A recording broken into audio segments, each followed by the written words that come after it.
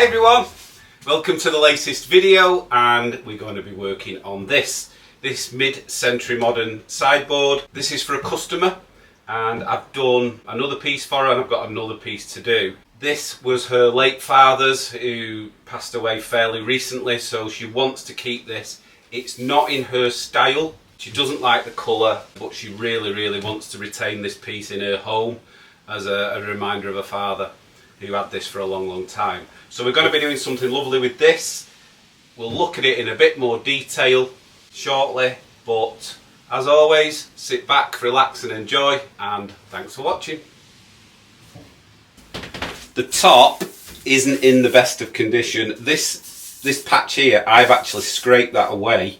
It was a bit worn, but I've scraped it away and just showed the customer what it'll look like with a clear finish on, just so we can decide what kind of finish she wants on this piece.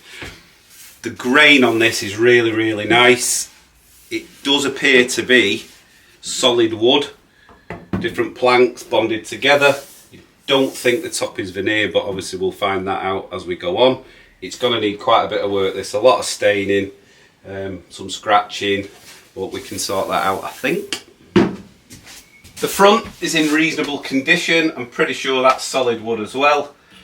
These handles, not too sure what we're doing with these yet. We may change these just to add to the look of the piece. It's got this lovely skirt, nice large storage drawer, double cupboard. It does have some shelves which I've already taken out just for transportation, but it has some shelves, adjustable shelves there. Also has another large cupboard. The inside of the main cupboard, the double cupboard, is quite stained and some damage to the edges, so we can sort that out. The longer cupboard at the end's got some water damage in there, obviously a bit of debris. It's also got these, you can see that, there's one there and there's one on the other side, and they look like some sort of hangers, like rails for hanging things on. The sides again are really nice, and they've got this, which I've never seen this before either. The top is attached to the side with dovetail joints, which is a really nice touch, and it's the same at the bottom.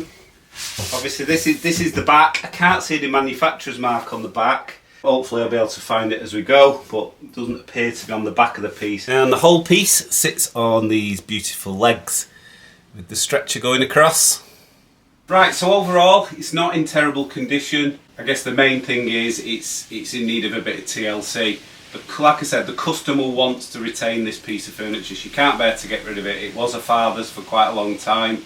It just doesn't suit her style or her home decor. So we're going to do something a little bit different with this, but we're going to make it beautiful, and we'll just crack on.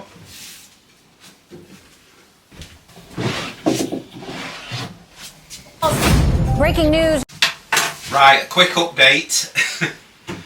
I was just starting to take this to pieces and I just thought I'll just do a quick Google search. I found a little bit of a sticker, a manufacturer's sticker, and I recognised the colour, but there was no name on it. It was just a tiny bit of the sticker.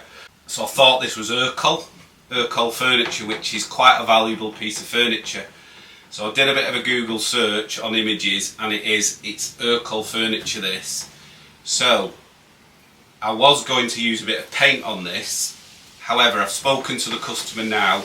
We've had a good chat. She just doesn't want it this dark amber colour. She wants it to be lighter.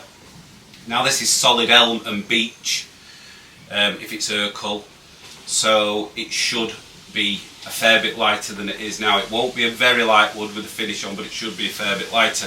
So my customer's happy for me to fully restore this now back to its original beauty. Like I say, it's quite a valuable piece of furniture, this, so I'm happy to do what the customer wants, you know, but I just wanted to make her aware that if I put paint on it, the likelihood is that would devalue the piece. She's not bothered about the financial value of it, it's more of the value sentimentally to her anyway, but she wants me to fully restore it now back to its original, so that's what we're going to do.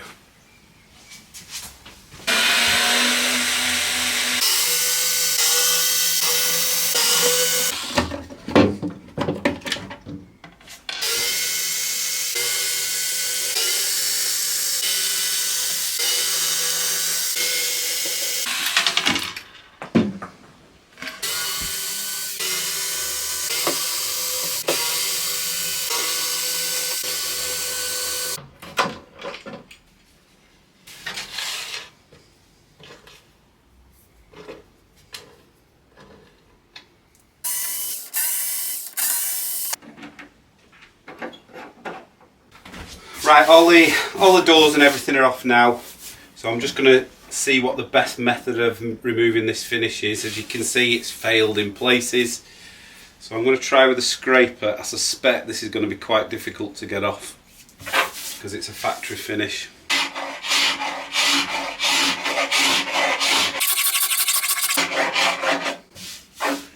That's not too bad. What I might do is I might scrape the bulk off and then just finish it off with some chemical stripper, but let's see.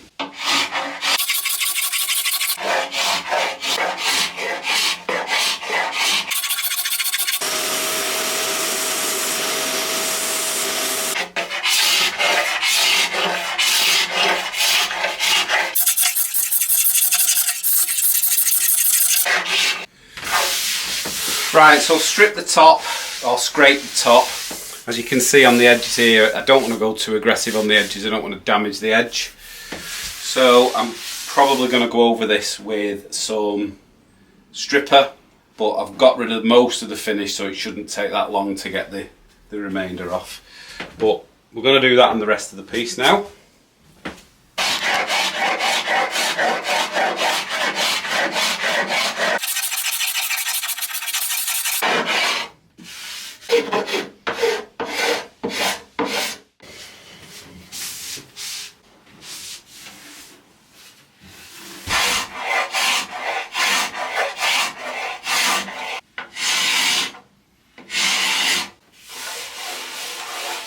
These sides are a little bit tougher to scrape off, and I don't want to damage this dovetail thing by scraping with the grain, but then I'll go across the dovetail grain. So I'm going to try a bit of paint stripper on this.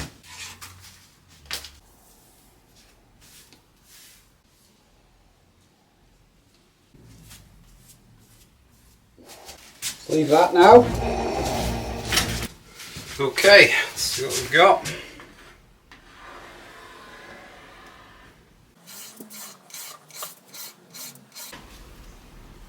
Look at that, yuck.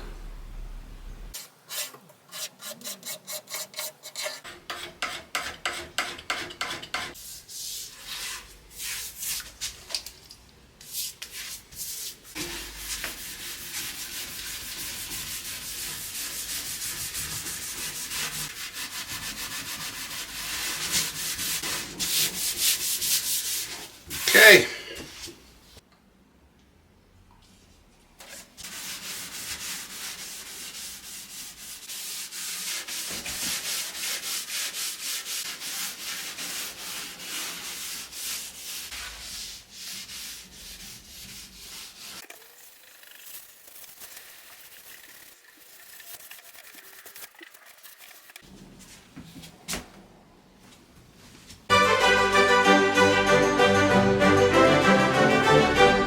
Where's your hedgehog?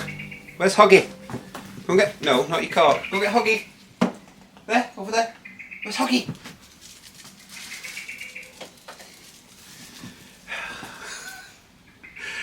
She knows a Teddy's by name. She's not daft. Come on then. Bring him here. Come on. Come on, you. Come on. Who have you got there? Who have you got there? Honestly, I've been in the workshop now for 20 minutes and she wants to play already. Ready, go! Good catch. Right, let me get on with my work now.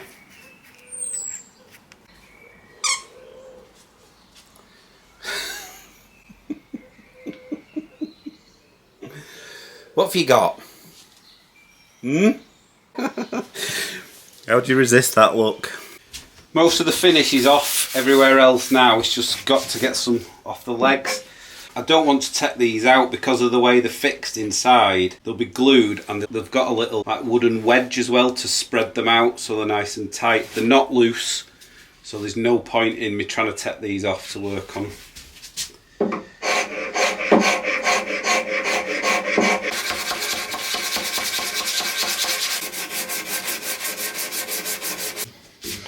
Right, it's going to take me a little while, so I'll be back to you shortly.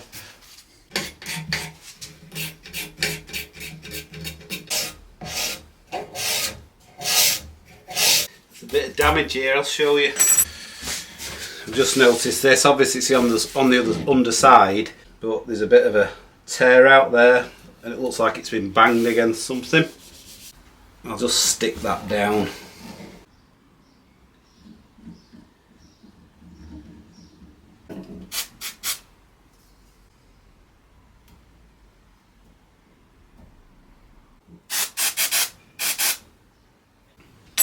Okay, so a little bit of CA glue's fine for that.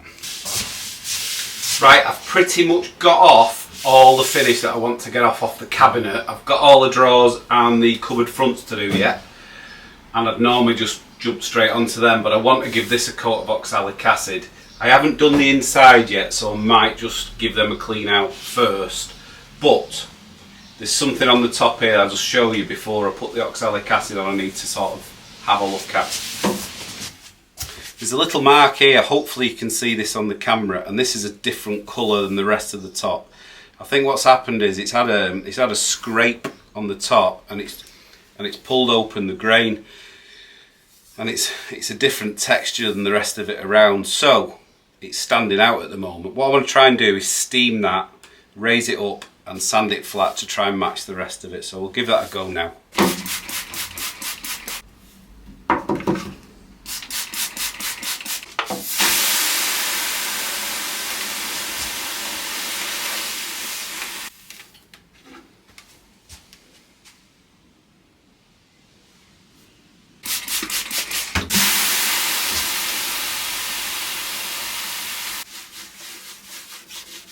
Okay, that seems to have helped. It's raised the grain a little bit, so hopefully once I've done oxalic acid over everything it'll make the colour a bit more uniform and you won't be able to notice that, but fingers crossed. I need to do something with the inside of the cupboard here at the bottom. I don't want to refinish the entire inside of the cupboard because it's in really good condition other than the base, and it's going to be a whole lot of work, so I don't want to be doing that. So I'm just going to try and clean this up and see where we are. Just some white spirit, with too much white spirit. I was hoping I might get lucky, but no, I don't think I am. I'm not too sure what's leaked here. It's obviously some sort of liquid. It's raised all the finish up, you can feel it. I'm hoping oxalic acid will take it out, but to get oxalic acid on it I need to remove the finish. So I'm going to have to do that, hopefully just on the base. If you're like me and you tend to forget where you've put things half the time, then you'll know that sinking feeling when you've misplaced your wallet, that initial moment of panic. Well, that's not a problem anymore thanks to this video sponsor, Ekster. This is the Ekster Wallet Pro, and this is the Ekster Tracker Card. The wallet is really nice. The leather on it is premium quality. It's so soft, and the one I've got is in a lovely dark brown, but they do have multiple colour options, so you'll definitely find one in your style. There's little compartments to store things in it, and there's also a little band there to keep your notes in. It's small and slimlined, so it's really easy to fit in your pocket and carry around with you. Two of my favourite things about the wallet are its security and convenience. The wallet's got RFID protection, which prevents wireless theft of all your card details. If you have a look online about RFID skimming, it's quite scary. The other great standout feature is its card ejection trigger, which gives you really easy access to your bank cards at the push of a button. It's so easy. And if all this wasn't enough, you can also add the Ekster Tracker Card, which allows you to use your phone to locate your wallet absolutely anywhere in the world.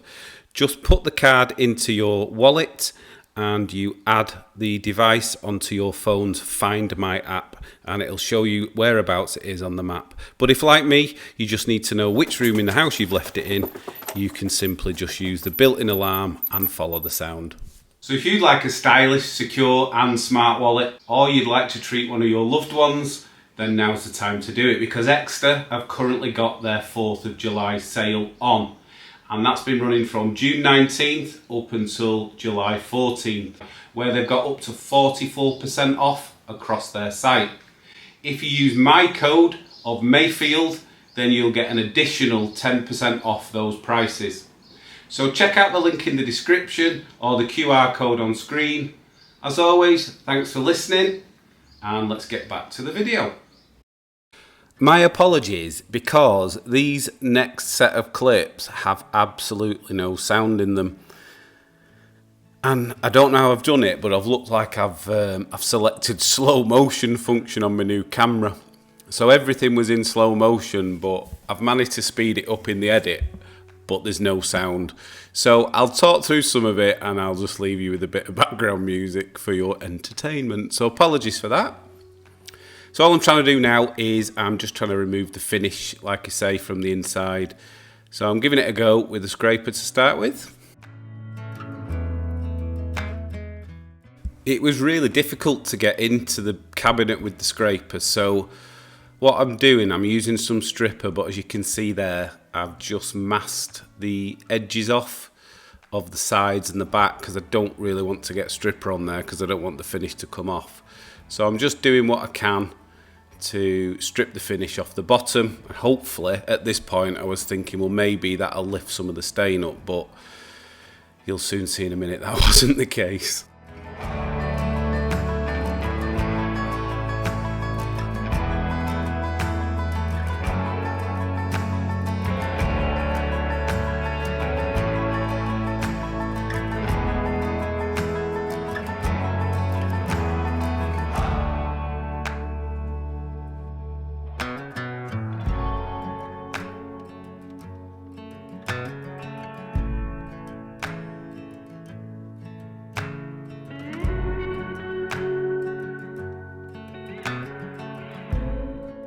Just left some of the dramatic slow-mo footage in there for your entertainment.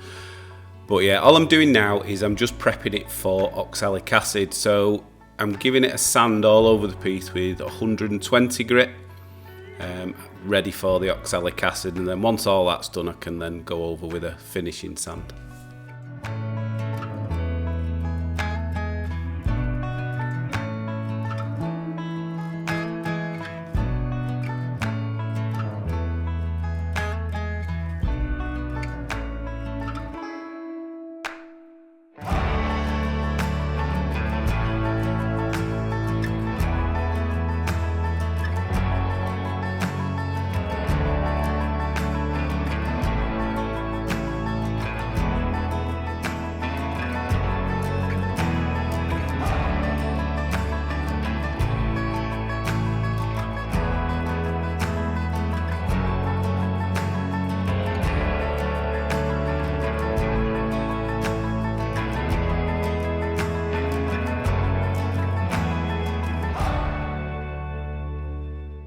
Still no sound at this point, but we've time now for oxalic acid, and I'm just going to use my go-to, which is the Gilboy's oxalic acid crystals, and you just simply add that into some hot water, give it a stir and let it dissolve. If you want to try this product, then I do have a Gilboy's discount link to their product, so I'll leave a link in the description. Just add it to the water and away you go.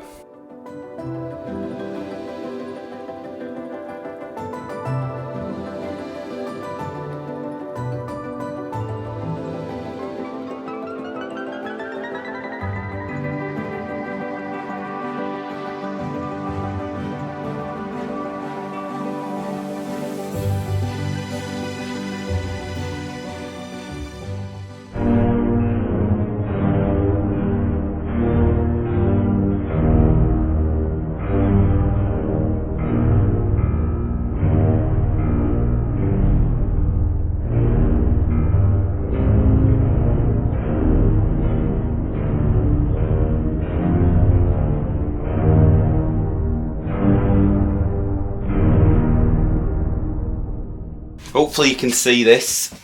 There's a tiny little mark there and one there. Now this may well disappear once the top coat's on. but I just want to give it the best chance I can. So I'm going to do another round of oxalic acid on it.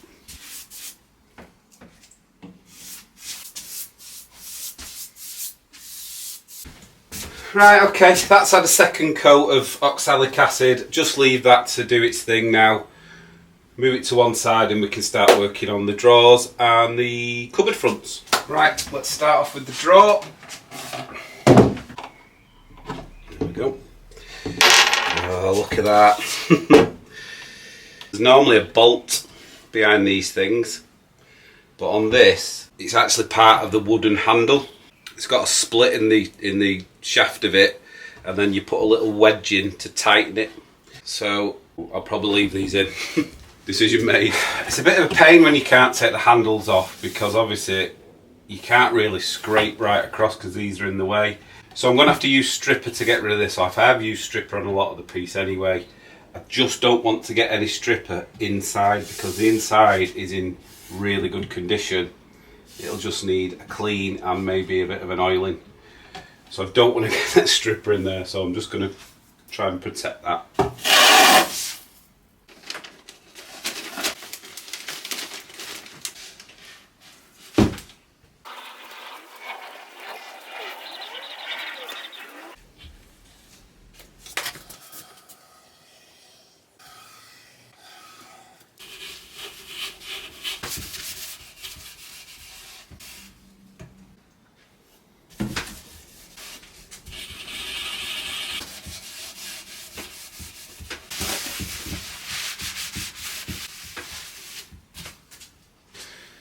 Right, just do the same on the doors. I'm not going to do the inside because they're in really good condition and it'll match the rest of the inside. So I'm just going to do sort of the front and the sides.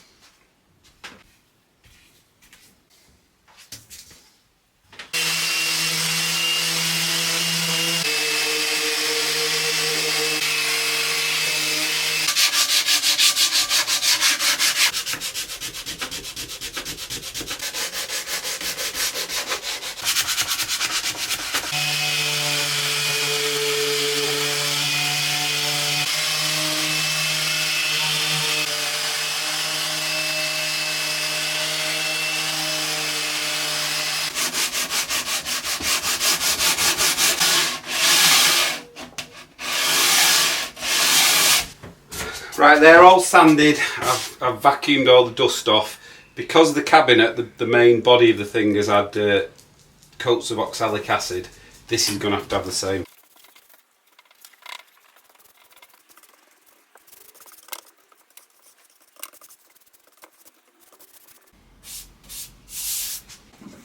You can see there, that's the inside of the cupboard. The oxalic acid's done absolutely nothing, really.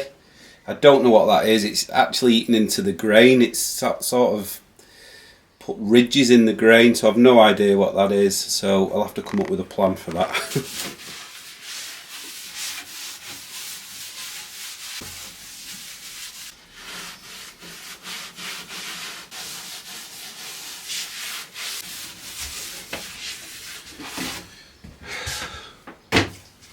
Right, just leave that to dry again. And then we can move on. Okay, everything's had 2 coats of oxalic acid on it now. All the drawers, cupboard fronts and the cabinet. It's all been neutralised with lots of clean water and it's fully dried. So the next step is to take it down to its final finish on the sanding. So that's what we'll do now.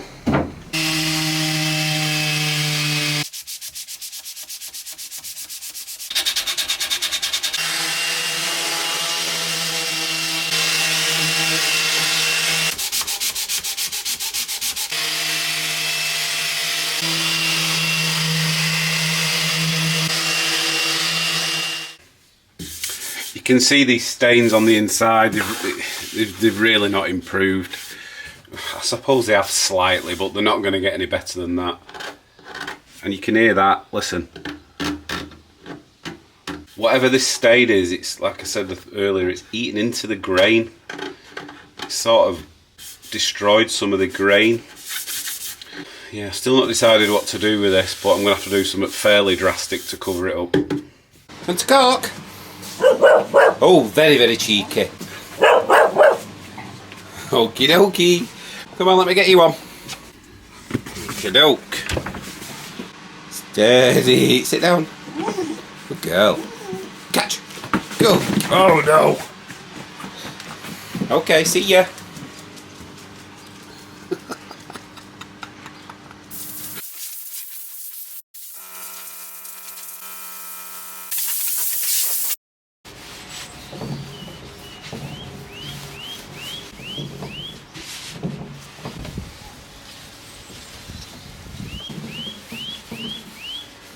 Right, the next step is to do something with this. Obviously it's a lot lighter, but when you put on a wet finish, it goes that orangey colour again, that amber colour.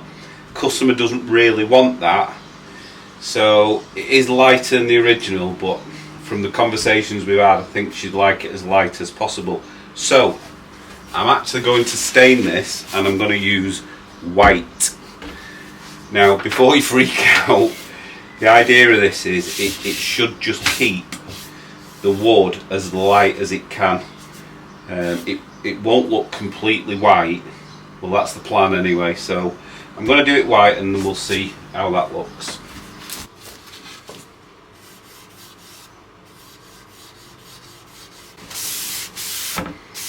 So if I do the edges first, and then if it goes wrong, it's less to correct. I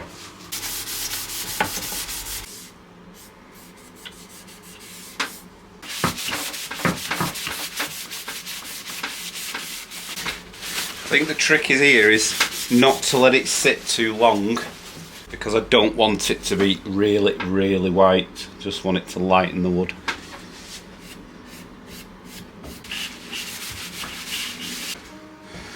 It's a little bit too white, this. I've tried my best not to let it soak in as much. It's not the finish I want this. I want it to be like a light wood, I don't want it to be white. So what I'm going to do is I'm just going to wipe it back a little bit with some acetone, and the plan for that is that the grain will retain a lot of the light colour, and it'll retain, the wood will have soaked it in a little bit as well, but I'll just get rid of the bulk of it.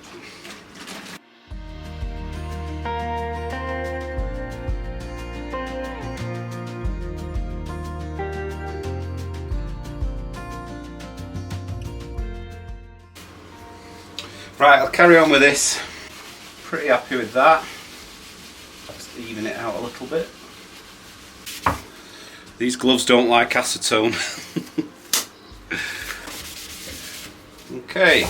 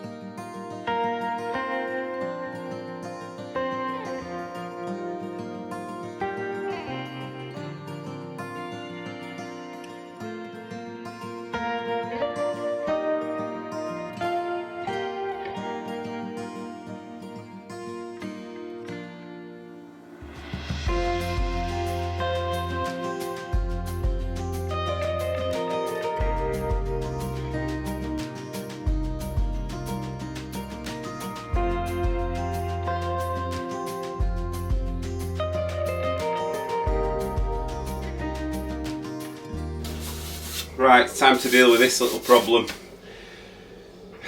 It just won't come out, this stain. It looks a little bit better, but it won't go any better than that. You know, 2 coats of oxalic acid, it's not really going to do much more. So, I have tried other things. I've tried methylated spirit or denatured alcohol, isopropyl alcohol, I've tried acetone. Nothing will remove this stain, so I'm going to have to cover it up or try and make it look a little bit better. So the options are I put something over the top of it, as in a paper or a felt or something like that, but I think that might look a bit rubbish. So I would have liked to have kept it the same colour, but I'm going to have to try and use a dark stain to try and mask this a little bit. So That's the decision I've made, but I'll do that first because if I mess up, I can just sand a straight edge there.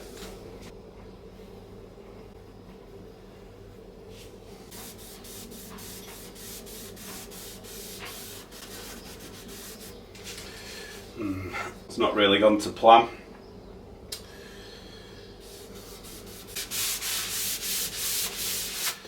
It's not exactly hidden it.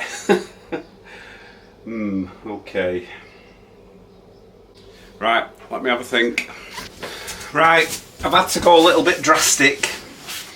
Instead of giving it one coat of the black, I've given it a couple, and I've given it heavy coats. Let it soak in a bit and then wiped off the excess just to try and mask this because it was really black. So I just need to tidy this edge up now. Obviously I've not finished everything else, but I just need to tidy this edge up and we can get on with the rest of the staining.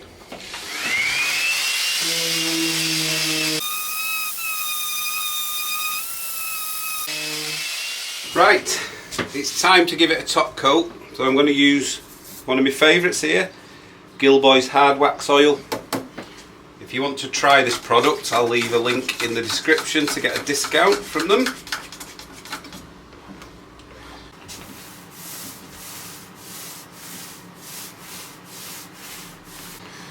See how it stayed light instead of going the orange colour again? So that's exactly what I'm after.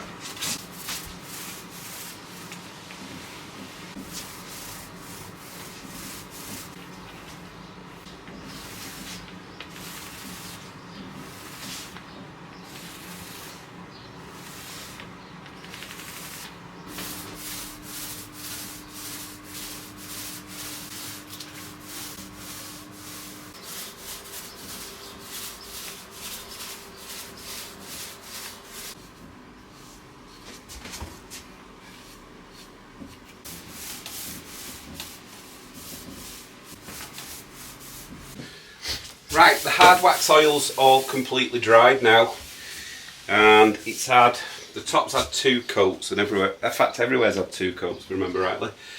There's a little bit of dust nib in it, so the good thing with this is once it's completely dry, just get a bit of 4-0 steel wool, and not too hard but gently. You can sort of polish it or get rid of the dust nibs at least anyway. It doesn't really scratch, but I'd go with the grain anyway. Yeah, that's lovely now. Right, I'll just go around the rest of the piece.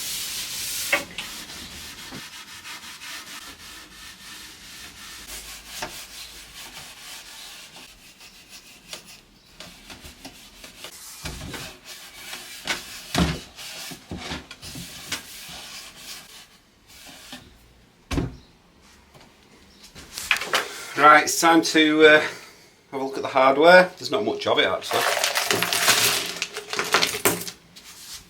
Just need to check whether these are brass or not. If they're brass, they'll be non-magnetic, but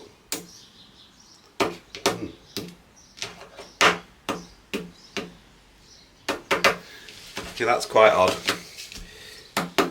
So you could think that these aren't brass because they appear to be magnetic, but if you actually just touch the edge, they're not. So I suspect this magnet's picking up the steel pin that runs through the hinge. So the likelihood is these are brass. They are quite heavy as well, and it's a quality piece of furniture, so the likelihood is these are brass. So let's give it a clean.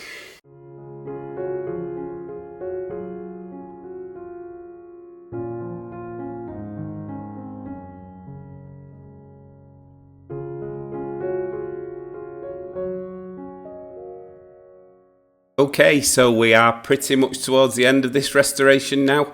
So I'd like to say a massive thank you if you've watched this far. If you like what I do, then please hit the thumbs up button. It really helps the channel. And please consider subscribing if you haven't already, just to make sure you don't miss out on future videos like this. If you'd like to support the channel, all the links are in the description. I really do appreciate the support that I get from you all, especially those that use the super thanks button and the buy me a coffee. It really helps me produce more videos like this. But as always, thanks for watching. I hope you've enjoyed it, and I hope you enjoy the final reveal, and we will see you in the next one.